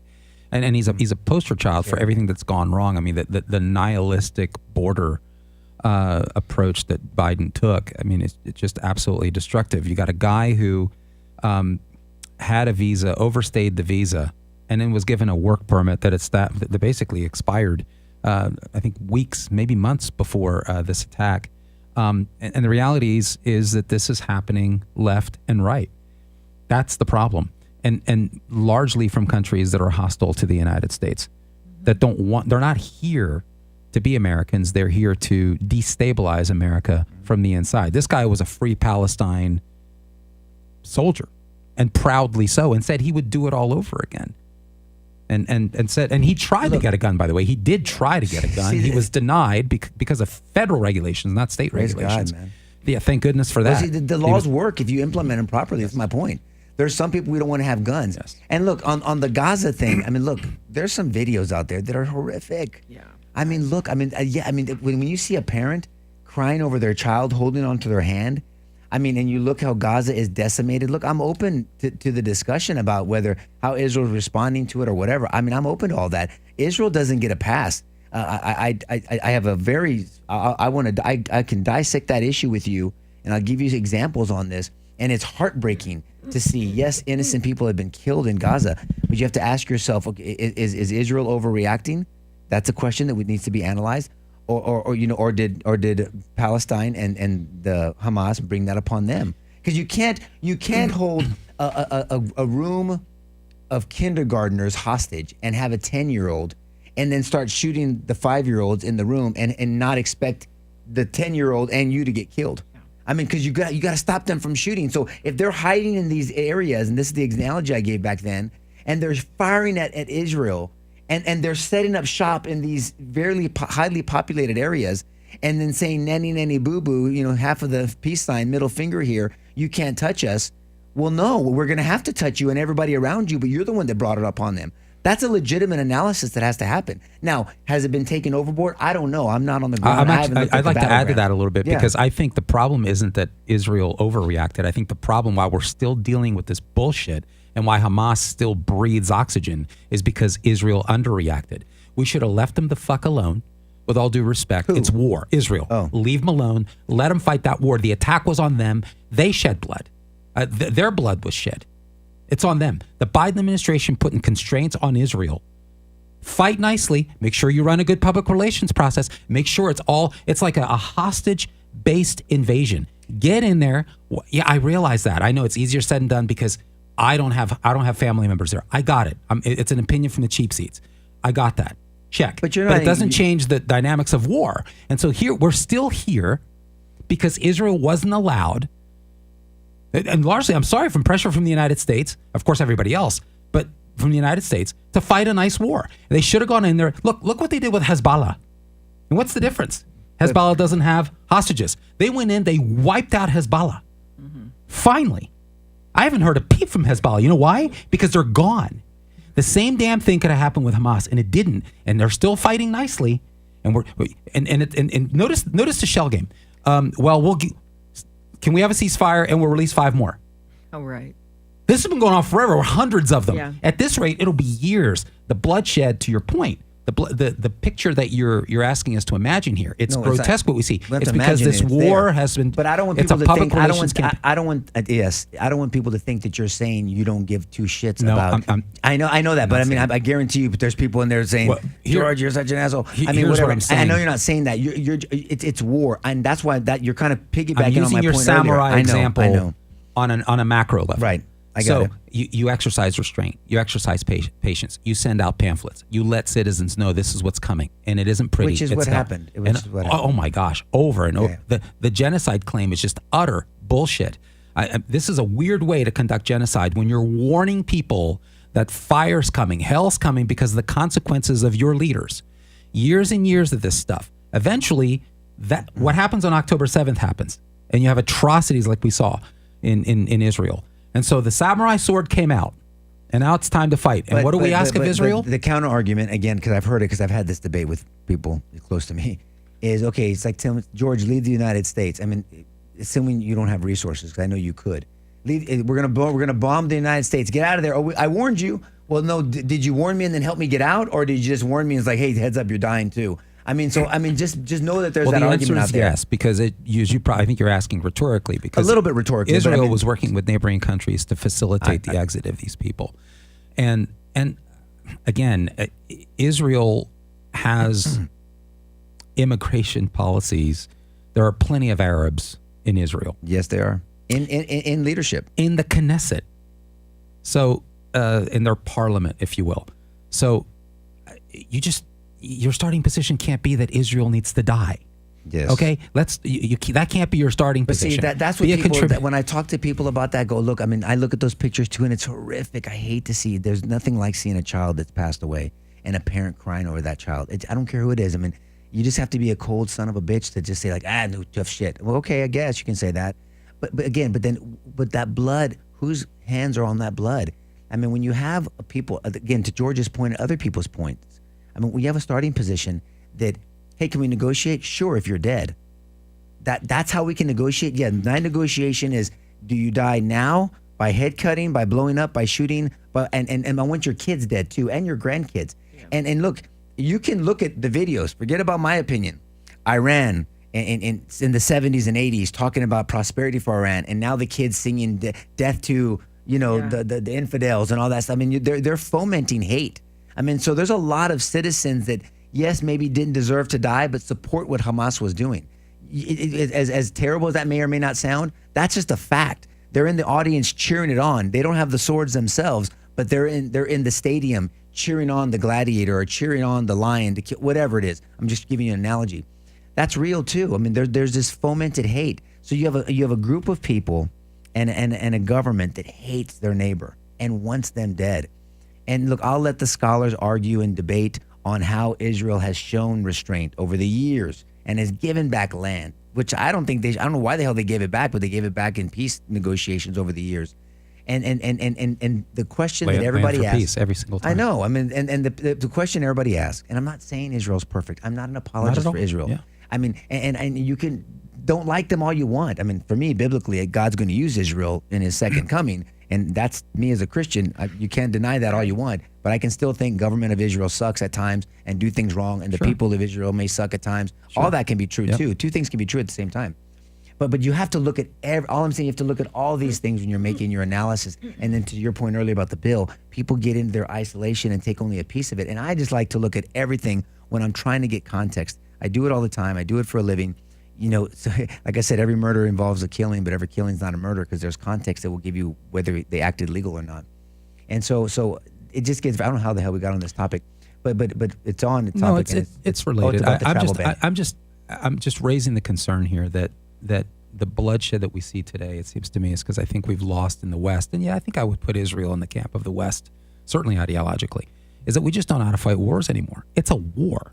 And what we have is Israel in a prolonged. Remember, this happened October 7th, 2023. Didn't we bomb Japan after Pearl Harbor? But here we are. It's a hostage mediated. It's a nuclear bomb. Nobody gave a shit about anybody there.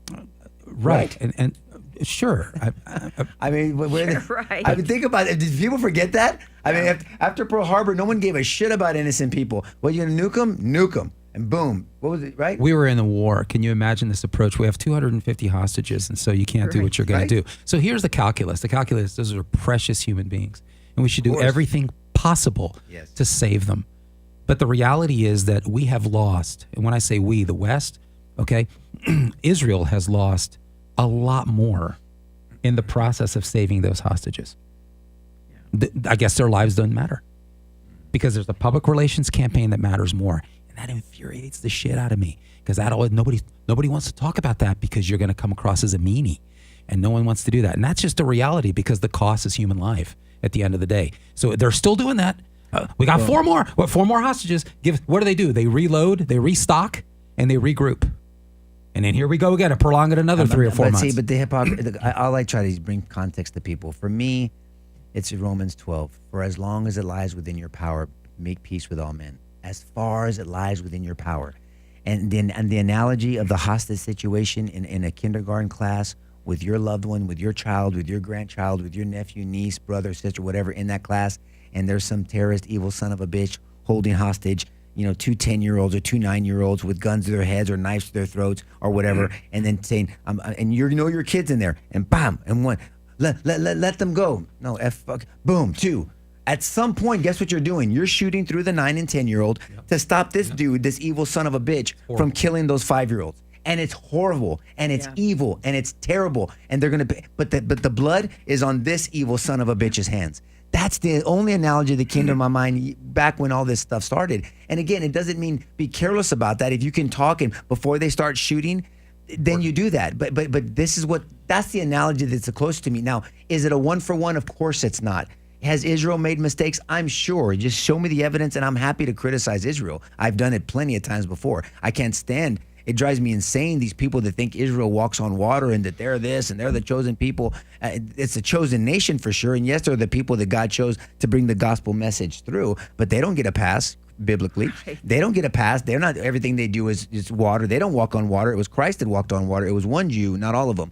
And so I keep that in perspective too. Yes. And so we have to look at everything and analyze everything. And it's not an all or nothing sum game. That's exactly right. And this is where this kind of misguided notion of compassion, looking at just a slice of the situation, leads to more atrocities in the long run. And the reason why what's going on with Israel, I never got to the point why I said it was related. The reason why this topic ties right back to the travel ban. In Boulder, Colorado, just week before, Jared Polis, the governor, signed a bill by an aggressively left-wing legislature that ties, through state law, the hands of ICE to apprehend illegal aliens in Colorado. Just weeks before. Man, you can't vote vote that idiot and out. It fines. That's crazy. Boulder will love that. And when I say aggressively, they can't bitch it about fines it. any city or government official who participates with ICE to the tune of $50,000. Now, how the hell is that constitutional? So someone should contest it, but that's going to be contested. I mean, this is what I mean. It's appeasement. It's the same thing. See, we're going to do it because we're nice. It's compassionate. But none of those hypocrites have any illegal aliens in their home. Not one of them. I don't see any tents in their yard. I don't see anything anywhere. This is the part that irritates the crap out of me. The hypocrisy. Do as I say, not as I do, because that's what we do over here in governments and all this. And that's why elections have consequences. And that's like when I was DA, I was anti-sanctuary city. Before it was, I had a border prosecution unit. Before it was cool to have one of those, and because I knew the importance of it. There was human trafficking. It wasn't just about drugs. We're already losing the drug war. Okay, so let's worry about human trafficking and sex trafficking and child trafficking and all the other shit that comes along with an unfettered border. And so these elections that are bringing people in order, that are putting these ideas into play. And if you listen to Rolando and Gina's ideas and who they're taking their marching orders from, I mean, you'll know exactly where Gina's coming from. And I don't think that's going to be a blessing to San Antonio. Even people that aren't conservative. I mean, to all San Antonians, it's not going to be a blessing. I mean, have you guys seen down San Pedro lately? I mean, but no, all I'm saying is it's different than it was 4 or 5 months ago. Absolutely true. That's so. I mean, right near Oblate in San Steph Pedro. and I have commented on that a number. Yep, that's absolutely true. I mean, it was crazy. I mean, and then all the and you see the people and the homeless and illegals. You can just tell it's less and good for Trump for doing that. I told you I became as close to as one issue voter this election. I was and Starr County is blessed for it, and the Valley is blessed for it. And I hope that they stay where they stay, meaning that they don't go back. We're studying that in Hebrews, right? In the men's Bible study, going back. Don't go back. Don't go back to your old ways. Don't go back to your old culture. Don't go back to your old ideas. Don't drift. Don't get away. Don't, and I hope that they don't go back on the Valley, and they stay voting for the ideas that have blessed them and fixed that issue and that problem. Doesn't mean they have to agree with everything on Republican side or conservative side. But man, no other issue mattered if you're overrun by illegal aliens. And it's been clouded again by this completely redefinition of the notion of compassion, where you're committing grotesque atrocities in the name of compassion. It's truly been, and the church has bought into this kind of thing because, of course, compassion is critical to Christian character. But again, if you don't understand what you believe and what something actually is, you can use a counterfeit version of it to destroy yourself. This is why the administration is calling it suicidal migration. And so I only got to the half of that. I covered one half of the outrage. So now you get fined for helping ICE, and those monies then get looped back into what's called the Immigration Legal Defense Fund. Oh, man. To defend illegal aliens. And so the beneficiaries of the program just have to show that they're in Colorado and that they're in deportation proceedings. After all this, and they got Colorado votes for this. I mean, Colorado deserves whatever. It's out of control, man. Newsom is also protecting any protester that attacks ICE agents. It's like, that's insane. What? Should we? I'm just saying. Should we protect a protester that attacks a governor? Is that okay? Because that's the idea that you're exposing. Or you're saying, no, but I'm better than you and I deserve this. So any law enforcement agency, look, I even on resisting, I tell any one of our clients, never resist an officer. The only time the law allows you to resist an officer if they are literally trying to kill you. And then you have to defend yourself. And with body cameras, you can prove that these days. But just don't resist. Don't litigate your case right there. Yeah. Just go through the system, and then the system may be flawed, but it's the best one we have out there. And so you're presumed innocent and all that stuff, and you get counsel and due process, and all of that stuff. So all I'm saying is we've got to defend that system. And so when Newsom says shit like that, that infuriates me. And I hope that people wake up. Let's take the heat. Let's take the heat off of Newsom a little bit. And we've already talked about Jared Polis. Here's Representative Don Beyer about the travel ban. Quote, Who's that? A Democrat, Representative Don Beyer. From his first Muslim ban, Trump travel bans have always betrayed of the ideals and values that inspired America's founders. Wait, what? Yeah, we'll get to that. Trump's use of prejudice and bigotry to bar people from entering the U.S. does not make us safer. It just divides us, and weakens our global leadership. Okay, that's a target-rich environment. I don't even know where to start. Yeah. So I don't remember, Nico, in our founders, when we do seminars on the founders, I don't recall the founders being big on the idea of importing people in the United States to kill Americans. I don't recall that being an ideal at the founding of the country. And I don't know how in the world this hurts our global leadership, as if somehow it's a great leadership trait to facilitate killings in the United States of citizens who are having protests on behalf of hostages, for goodness sakes. So this is what I'm talking about, and this is from a political leader. Let me give you another one. I found this one particularly interesting. If MAGA doesn't believe this is a Muslim travel ban, then explain this from the order itself. And so there's a critique of Trump's presser on this, where Trump says, look, we're vetting these people because they're coming from countries that have that produce terrorists, that don't vet them, that don't give us any paperwork. And there's a pattern here. And so we're going to shut down migration from these countries until we can properly vet them. I don't know how that's not leadership. But that one schmuck that you just mentioned earlier is bastardizing e pluribus unum, right? Out of many, one. So what is it? Out of many diverse, the melting pot, we become one big stew. But we all agree and we adapt to this idea, this pursuit of life, liberty, and happiness, right? And happiness isn't feelings. We talked about what that definition was for our founding fathers. It's out of many, from all. My grandfather came from Lebanon. My mom's family is from Mexico. We're all. Unless you're Native American, unless you're an Indian, right. you're not from here or whatever. So yes, it's a beautiful idea. So he bastardized that by saying that. But things have changed. If you want to become one. And mold and become part of that melting pot stew of America and what that means in American values, great. You don't have to lose your culture to do that, or your ethnicity. Love that. We should celebrate it. Just go to New York, the way Chinatown and Little Italy and all these different areas. It's beautiful to celebrate different cultures and ethnicities. But there's got to be one set of ideals that we all assimilate to, and it's about assimilation. And if you're coming over here to disrupt and to burn the system down and to burn the barn down to build it back up as something else, and look, what no one's talking about and enough, and we'll start talking about on here because we talked about, is this Islamic movement. Epic City here and all this over here, and go to Chicago, go to Michigan and all this other area, and how they're trying to build these communities where Sharia law prevails, and you better study Islam. And you better study the Hadith, the Quran, and the Sirah, and understand the ideology of one caliphate, one caliph. I think this is a conversation that's desperately to have nationally. You stole my thunder. I was going to quote Representative Yasamin Ansari. Oh, she is from Arizona. No, she is not a conservative. So she said, quote, she could have been. Her name doesn't mean she's not. I already know where you're going, George. But go ahead. I'm just saying. I know. Okay, you didn't say that. You took a shot at the name. I'm just saying, George. Go ahead. Yeah. Smith. I forgot to put that on the end. No. We've seen this horror show before, she says. It's not about security. The travel ban's cruel. It's racist and un-American. She says, I wrote about it on Newsweek. And so I went and read about it on Newsweek.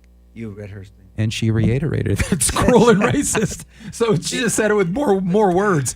So I'd like to know what's cruel about it. Yeah. And I'd like to know what's racist. What's un-American about it? Okay, well, she's from Iran. I got it. And she's concerned about a Muslim ban. And so we need to have that conversation. Well, look, is it a Muslim ban or is it a ban? What churches aren't talking about? Look, a lot of finish that. Well, a lot of Islamic organizations are buying up old churches that have failed, and mosques, and look, not all ideas are the same, and you just got to go back to the founding of this country. The founding of this country was not predicated off Hinduism and Buddhism and Islam and this and atheism and Shintoism and Astro whatever ism. I mean, it wasn't a pantheism. I mean, it had whether you like it or not, you don't have to like it. I'm okay if you don't like it. A Judeo-Christian underpinning, and there's just a slew of evidence. It's too much. I mean, it wouldn't even be close if you presented that to a jury on an objective trial on the ideas. Now, you didn't have to be a Christian to be in this nation. It wasn't like you better be a Christian and follow Christ as your savior, or else no. But there's some set of ideas. There's a definition of right and wrong. And that was it. And it was a Judeo-Christian definition. You're talking about definitions again. You and your definitions, as if, we need to be educated about things. This is important for context, because context matters. That was her response to this travel ban. She said it's cruel and it's racist and it's a Muslim ban. So here's the problem. I didn't realize Muslims were a race. I actually didn't know that, because I'm pretty sure they're not. And not all the countries are predominantly Muslim at all. What is this about? What it's about, again, it's fomenting division for power. They don't give two shits about compassion, what actual compassion is. And they sure as hell don't give two shits about real racism. They really don't care about that. It's all about power. These people are just dangerous because they capitalize on the ignorance of the average American voter. And the fear of the average voter. That's right. The fear, because they intimidate you and they call you names and this, and they yell at you and all this. It's like, oh, shit, I don't want to deal with that. And generally, uneducated people tend to be more afraid, more paranoid that they're being taken advantage of. So, I mean, my dad's always says, education is Tony Arujo listening? Of course he is. That my sister's in studio. If Tony Arujo listening, my dad always says, knowledge is power. I mean, when you don't know, you're a victim. You really are, by your ignorance. And so the average American doesn't understand the issues here. And I don't mean that to be condescending. I'm just saying it's just a reality, because the Democrats still get voters. I'd like to know how the hell they can get a single voter that isn't totally unhinged. I don't get it. But this is crazy. Well, to your point, Hosea 4:6 says, my people perish for lack of knowledge. So wisdom is not, ignorance is not bliss, how they say. Ignorance is dangerous. And when you combine it with an agenda, it's catastrophic. And so we just want people to think and share ideas and educate yourself and be a free thinker and be a critical thinker, spar with ideas in your mind, go back and forth, maybe change your opinion or refine your opinion. You don't have to change it. Maybe I've refined my thoughts and my opinions over the years sometimes. Maybe not change it like as if I was completely wrong about something. It was like, I could have thought of that differently. I could have refined our opinion differently. I could do this differently.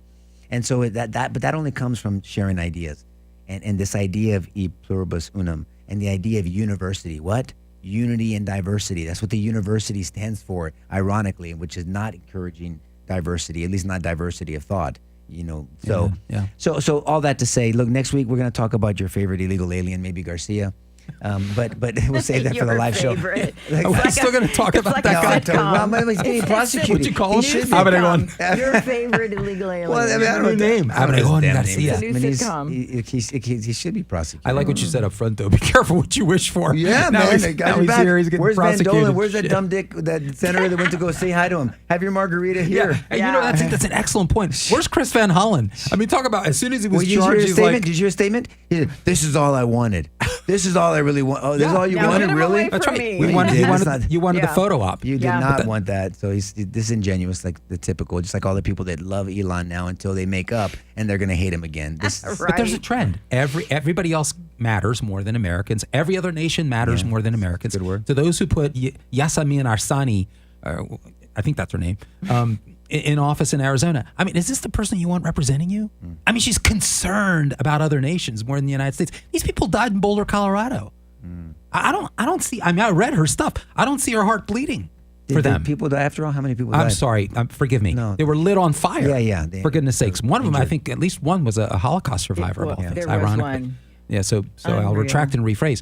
But people that are damaged, hurt, I don't see the compassion for them. I Well, mean, look, next week, live, right? We're going to be live. We'll be live next week, the 14th, at Prestige Motorsports. I'm sure the information is in the bottom, and Salo will please be. join us. And people have probably until pestering 7 you. p.m. today to vote if you didn't vote early. Thank you for that.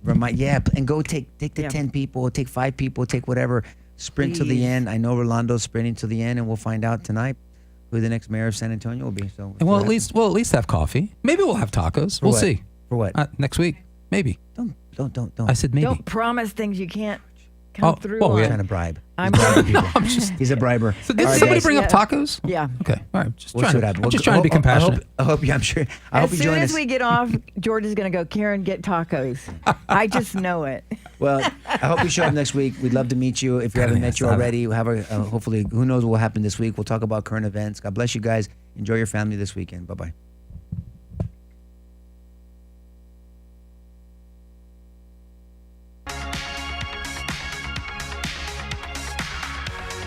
Helping you become financially free. This is Lifestyles Unlimited's Real Estate Investor Radio Show. Back to your host.